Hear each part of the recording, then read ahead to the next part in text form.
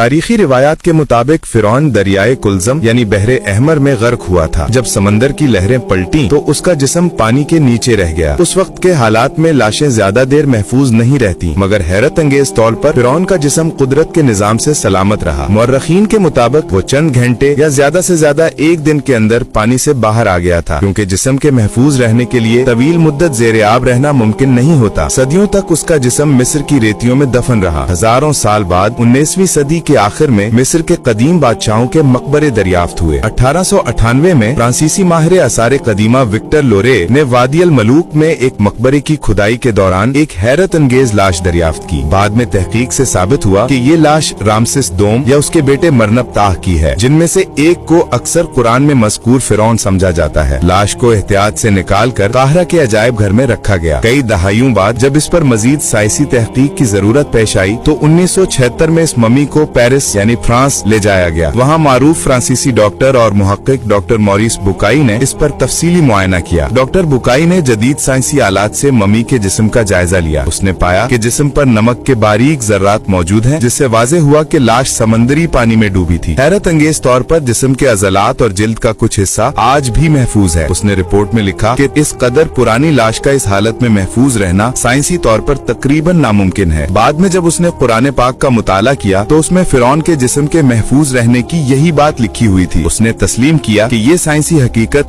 ऐन कुरान के बयान के मुताबिक है। इसके बाद डॉक्टर बुकाई ने कुरान पढ़ा और जब उसने सूरह यूनुस की आयत देखी कि हम तेरे बदन को बचा लेंगे तो वो हैरान रह गया। इस साइंसी हकीकत ने उसके ईमान को बदल दिया और वो इस्लाम कबूल कर बैठा। आज वही फिरौन की लाश मिस्र के काहिरा म्यूजियम में शीशे के एक मजबूत ताबूत में रखी है। रोजाना हजारों सयाह उसे देखने आते हैं। वो जिस्म जो कभी एक ताकतवर बादशाह का था, अब खामोशी से वक्त और हकीकत का गवाह बनकर दुनिया को दिखाता है कि कुदरत के सामने कोई ताकत बाकी नहीं रहती।